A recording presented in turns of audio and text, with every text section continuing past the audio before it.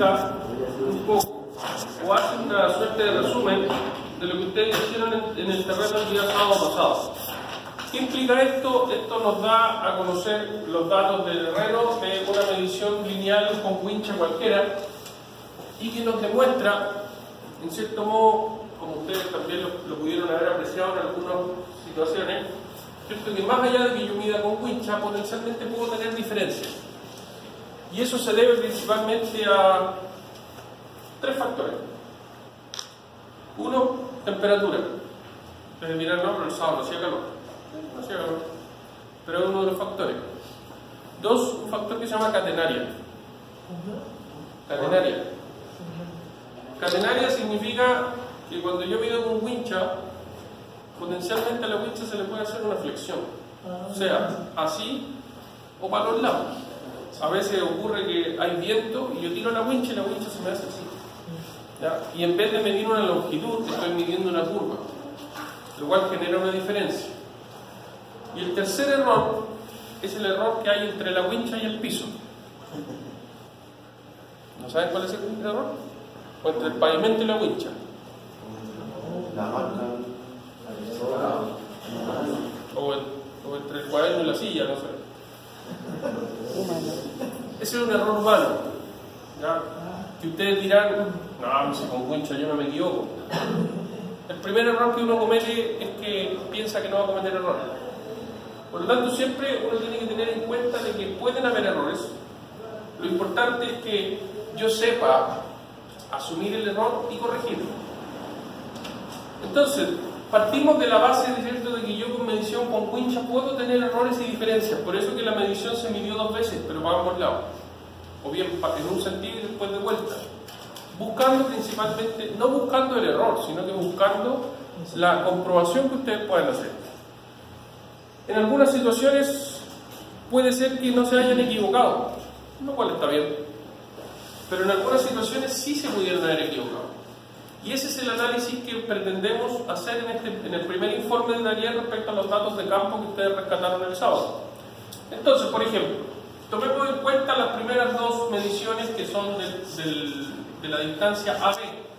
Después se midió desde el punto B hacia el A. ¿Ya? Primero tenemos dos distancias distintas. En este caso, ¿cuánta diferencia tenemos en campo?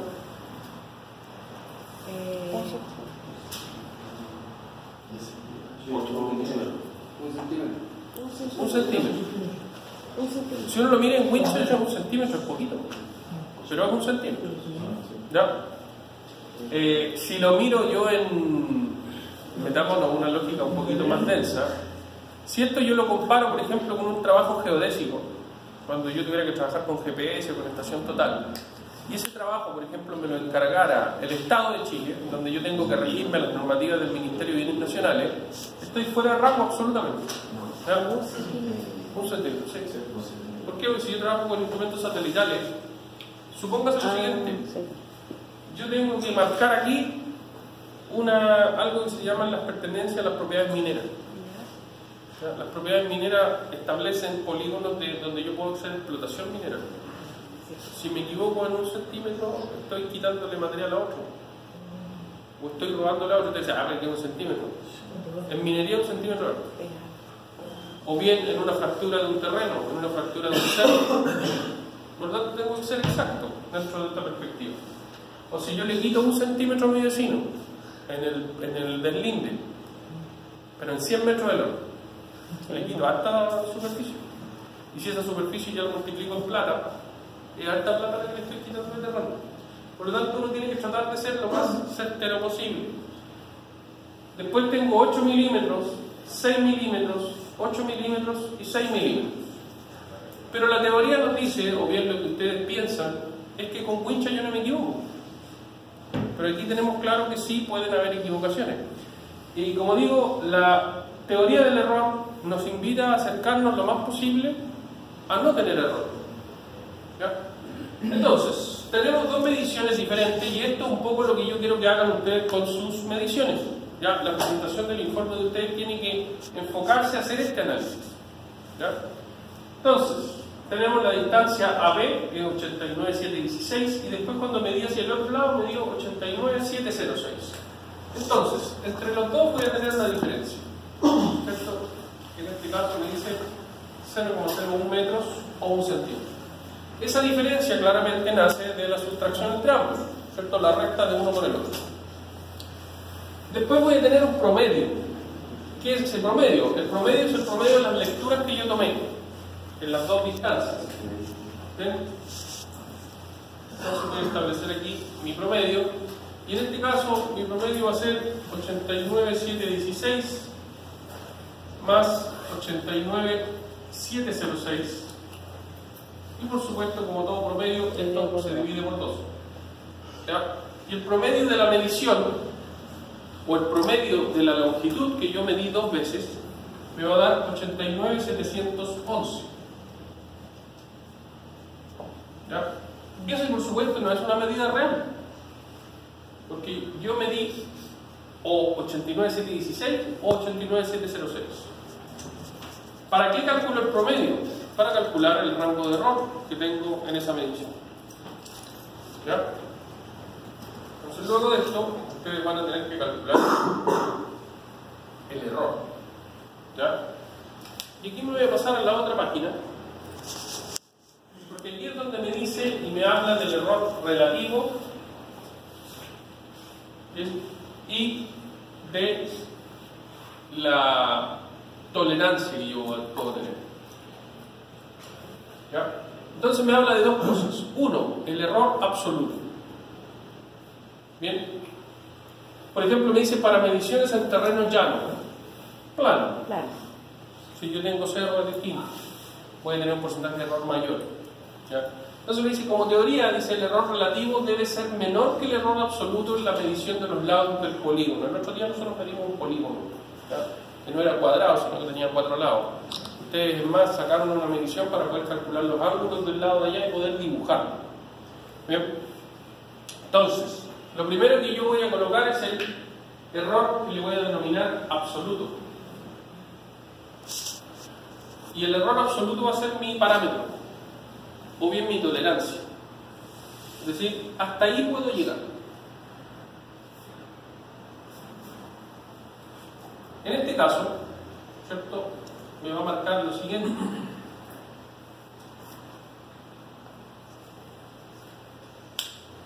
Esto va a ser igual a 1 a 5.000, mi error absoluto. Es decir, hasta ahí puedo llegar yo con el error que tengo que tener. ¿Bien? Esto me va a dar un resultado. Por supuesto, va a ser un resultado constante.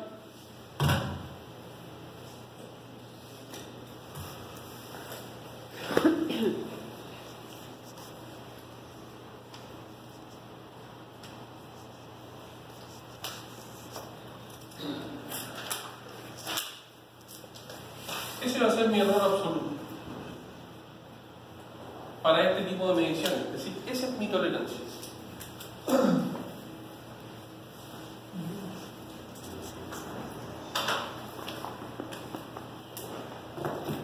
¿Ya? Es bastante menos. Es menos que 1 milímetro. ¿Ya? Con esto entonces yo tengo que comparar si estoy bien o estoy mal. Pero para eso tengo que calcular también el error relativo. ¿Qué es lo que es el error relativo? El error que yo tuve en mi medición. Entonces, para eso yo voy a decir que la diferencia que yo tuve en la medición la voy a dividir por el promedio. ¿Ya? En este caso, esto me va a dar 0,01, que es la diferencia que yo tuve, ¿cierto? Que está marcada ahí, la diferencia de la medición, versus el promedio de las mediciones, y esto me va a dar un resultado.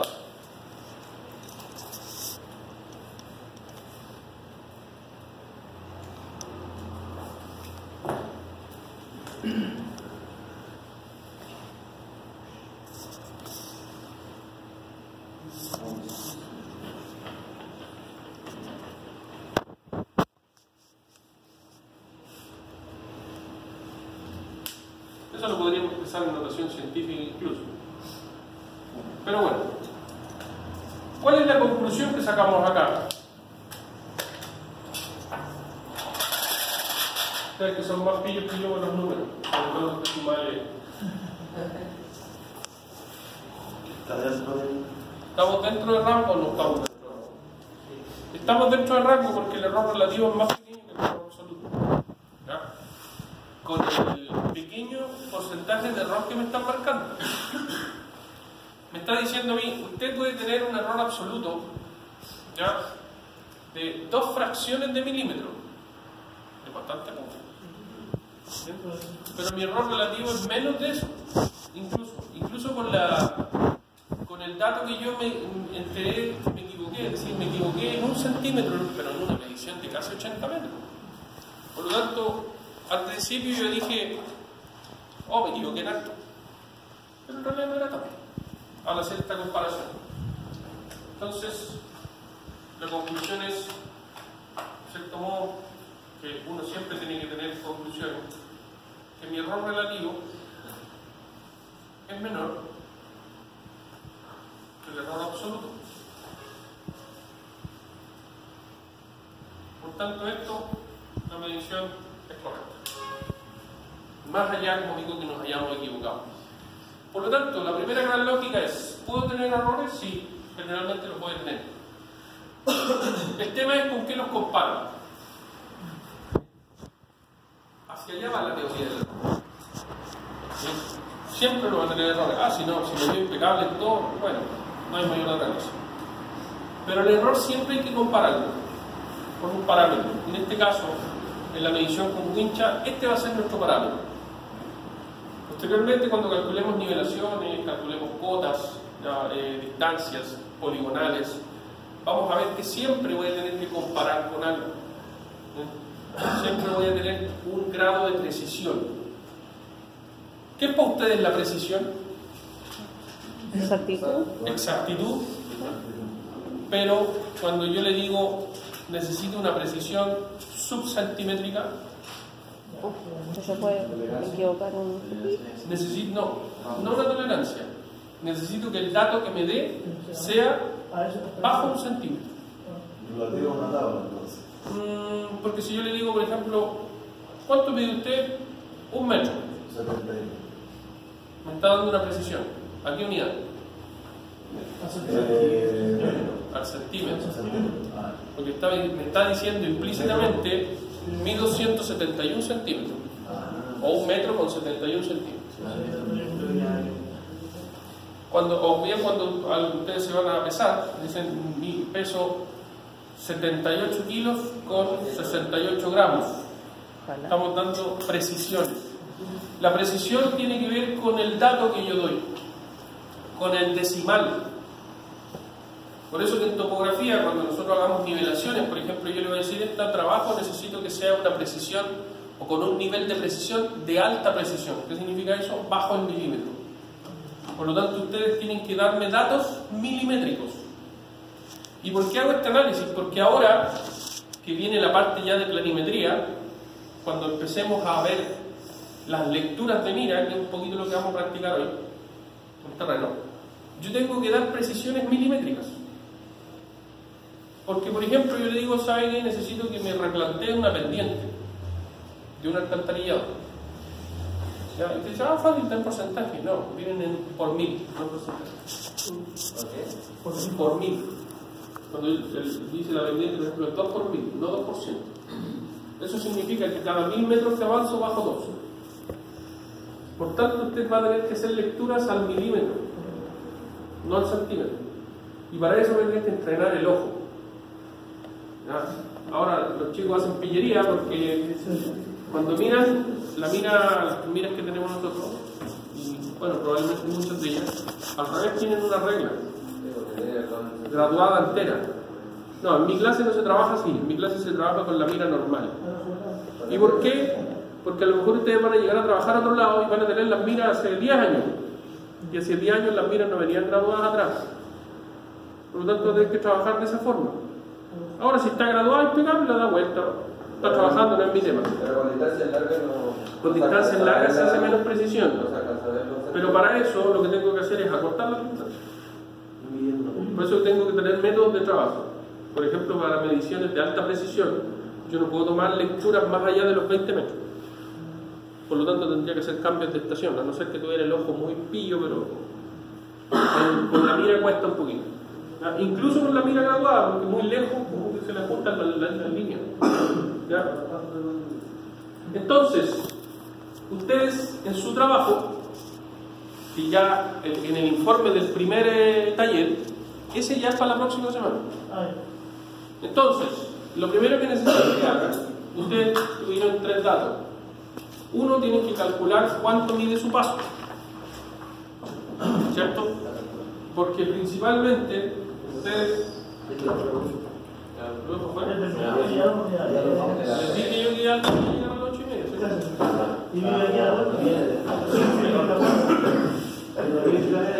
Pasa siempre eso, el que vive más cerca llega más tarde.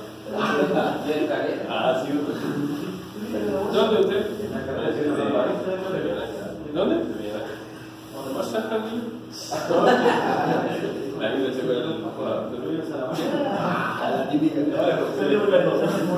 Ya, entonces, lo primero, ustedes contaron los pasos que dieron en todo el polígono. Lo tienen que comparar con la sumatoria de los perímetros que calcularon. Ustedes calcularon los lados, por lo tanto, saben cuánto es el perímetro de la plaza. Necesito saber que en función de ese análisis ustedes me digan, el paso mío mide tanto. Como ustedes trabajan con grupo, en el grupo tienen que poner, no sé, Pamela. Pamela dio tantos pasos dividido por la distancia promedio de su paso. Esa es como la primera etapa. La segunda etapa es esto que acabamos de ver. Y ahí el análisis ya es grupal. Donde ustedes tienen que hacer... ¿Sí? Una consulta, por ejemplo, por ahí error de medición, por ejemplo, de algunos 2 centímetros, 3 centímetros, o cuál lo repetimos nosotros, o también tenemos que sacar el promedio. Sí, claro. Por todos los lados tienen que sacar el promedio. En los 4 lados. Y de ahí después sacamos los... Y hay que compararlo con el error, con la tolerancia. Ese es el análisis que yo quiero ver. Es decir, ¿están dentro de tolerancia, sí o no? La conclusión es, si están dentro de la tolerancia, la medición es correcta. Si están fuera, tendrían que hacerla de nuevo. Esa es como la lógica. Si no le dio error es porque está súper dentro de la tolerancia. Es parte del método.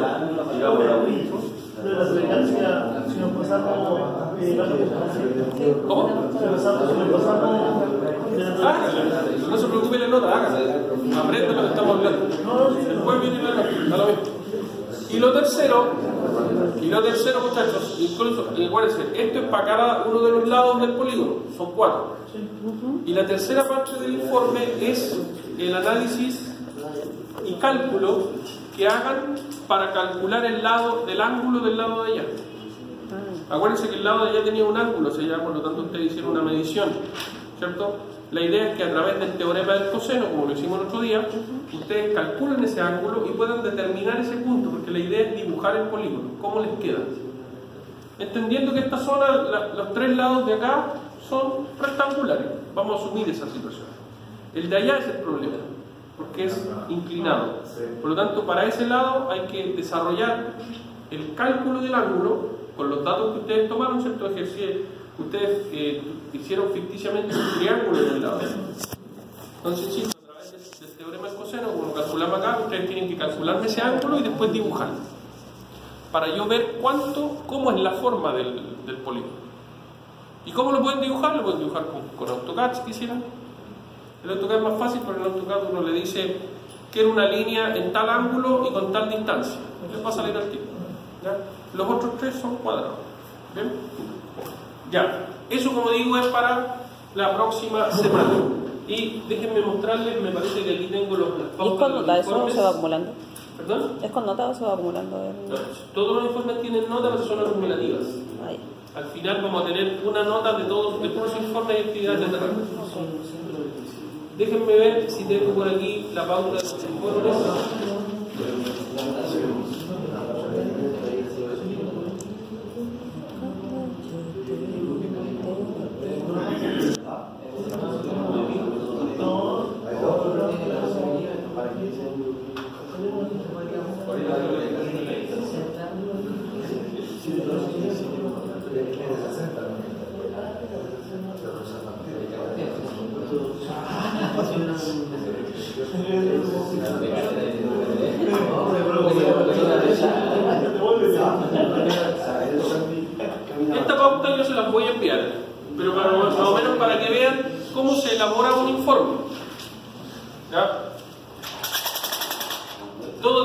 puntaje. De partida, tiene que tener una portada donde indique quiénes son el nombre del grupo, y el nombre del taller y sus integrantes. El nombre del primer taller es medición longitudinal con wincha. O medición con wincha, póngale. Así se llama el primer taller. Los integrantes del grupo, y lo digo ahora, en una de las primeras clases del semestre, para que se entienda bien y no lo cambien después, todos los integrantes del grupo tienen que venir escritos e impresos. Nadie con... Ay, profe, ¿sabes que se me olvidó el nombre de mi compañero? ¿Lo puedo escribir a mano? Eso ya son parte de las pillerías que se van aprendiendo durante los años. Entonces todos, cuando entreguen el informe, todos los integrantes tienen que estar impresos, porque obviamente todos trabajaron. Otra cosa importante, no puede venir un integrante que no haya asistido al taller. ¿Por qué? Porque es fácil meterlo en el informe, pero a mí me importa que haya estado en el terreno y haya hecho la pega.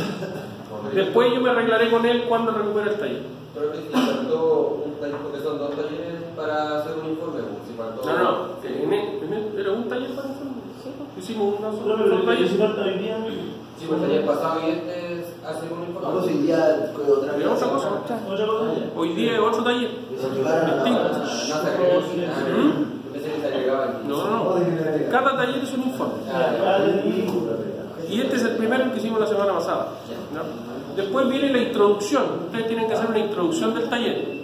Ahora, no quiero introducciones filosóficas de que la importancia de la topografía en el mundo y en el calentamiento global. No me interesa. Yo quiero que ustedes se introduzcan. En el fondo, acostúmbrense al profesionalismo, que es a qué me refiero a eso. Que ustedes cuando hacen un informe, en la introducción le dicen al lector de qué van a hablar. Es decir, que el gallo, por ejemplo, yo soy malo para leer mucho. En mi pega, soy súper malo para leer. Entonces, cuando me mandan correo así de largo, los borro. Entonces, al principio, tiene que haber una introducción que diga, esta cuestión es entretenida, y ahí uno se mete. ¿Ya? O bien que si a lo mejor no lo quiero leer, con la introducción me quede claro. ¿Y dónde me voy a detener? Claro, en los cálculos. Ahí me voy a ir a los números, porque esa es la parte que me agrada. Pero no me agrada la filosofía, porque si no habría sido filósofo. Sí, no me gusta no, me gusta lo práctico.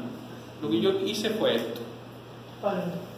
¿Qué instrumentos se utilizaron? Hay que describirlo. Wincha, chaleco reflectante, calculadora, plomada, clavos. Lo que hayan utilizado. Descripción de los elementos utilizados. ¿Cuáles son los objetivos del trabajo? Generales y específicos. ¿Cuál es el objetivo del trabajo? Realizar mediciones con wincha. Ese es el objetivo. No hay otro. Ahora, ¿qué cosas hice para lograr el objetivo? Son los objetivos específicos. ¿Bien? Tuve que hacer mediciones longitudinales en un sentido y en otro, después calcular ángulos con la wincha. ¿Me entiendes? Es decir, para yo lograr el objetivo principal, tuve que hacer pequeñas cositas. Luego la metodología, y ahí es donde se pueden explayar un poquito más. Porque ese es el procedimiento de terreno. ¿Cómo lo hicieron? ¿Bien?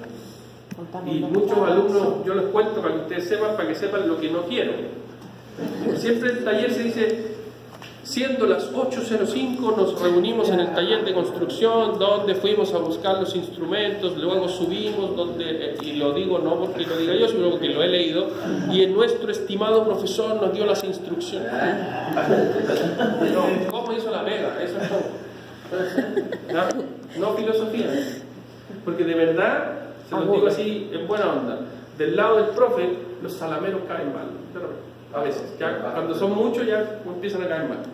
Entonces mejor sean prácticos, profesionales. Ustedes todos en su pega tienen alguno que tienen las rodillas peladas. Ese cae mal. Ese cae mal. Entonces no sean eso.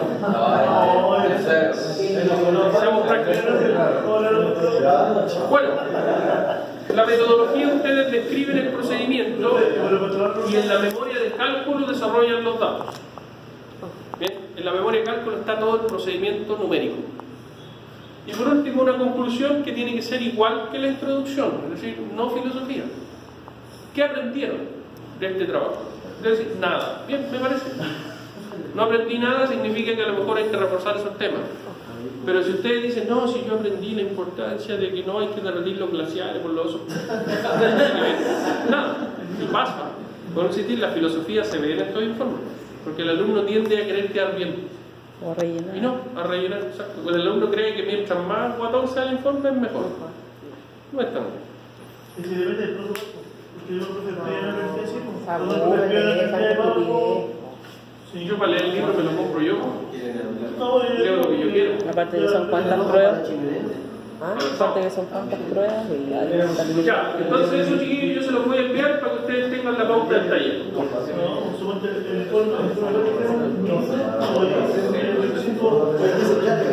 Ya, vamos a la planimetría entonces ahora. Metámonos en materia.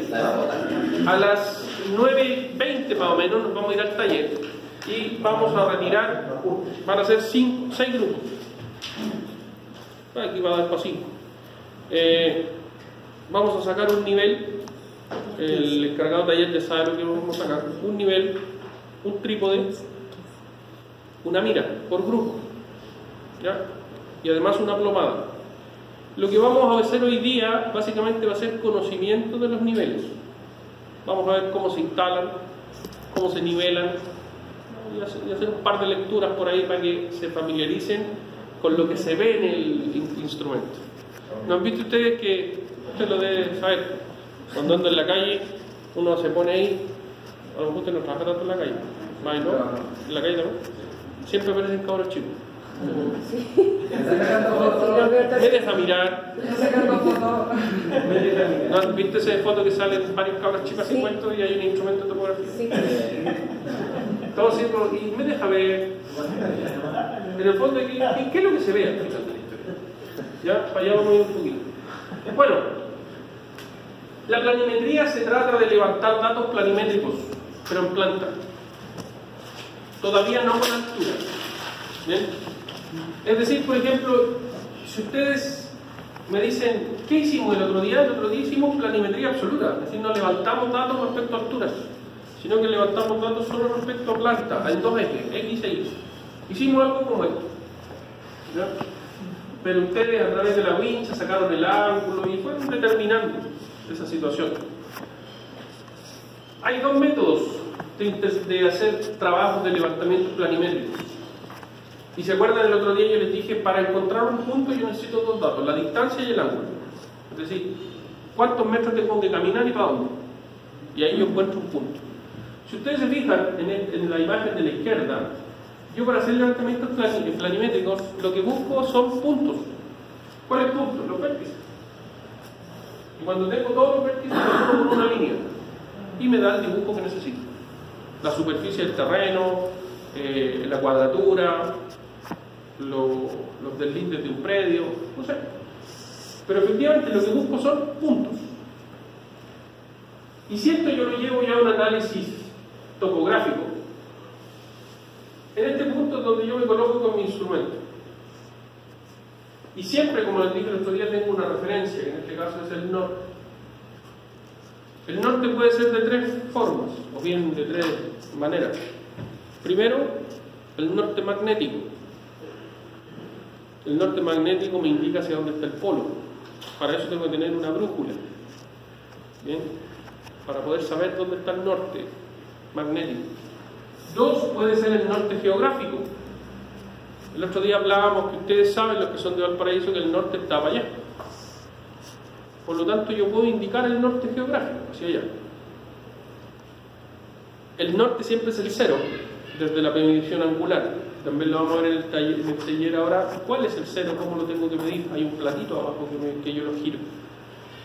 Y el tercer norte es un norte arbitrario. Arbitrario significa que lo defino yo. Si no sé dónde está el norte magnético, porque no ando con brújula, si no sé dónde está el norte geográfico, porque aquí está lleno de cerro y no tengo idea de dónde estamos, porque yo no soy de acá, lo que yo busco es una referencia propia para hacer un levantamiento. ¿Cuáles son las referencias propias? Una piedra que hay. Mañana viene un viejo, le saca la piedra, es una asado y se le murió el norte. ¿Qué es lo que tiene que ser? Algo que no se mueva. Un árbol no tanto, porque también pueden moverlo, chocar. Por ejemplo, vértices de edificios. es que justo no hay edificio.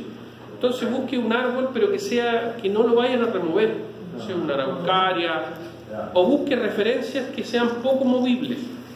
En el terreno, por ejemplo, tenemos, no sé, cámaras, grifos, postes, vértices, ¿bien? Esos son nortes que son arbitrarios, que yo los tomo. A lo mejor yo voy a decir, no, para mí el norte va a ser la esquina del edificio de allá, pero el norte real va para allá. No tiene relación porque el norte arbitrario está para un trabajo que es local. ¿Se acuerdan de lo que hablábamos la otra vez de la topografía versus la geodesia? Yo cuando hago topografía hago trabajos locales. Si quiero relacionarlos con geodesia, tendré que hacer el norte para donde corresponde. Pero si es mi trabajo local y yo busco mi referencia y yo hago un plano, tanto ya digo, mira, mi norte está en esa esquina. Después cuando venga mi compañero a replantear, él va a buscar esa esquina y se va a amarrar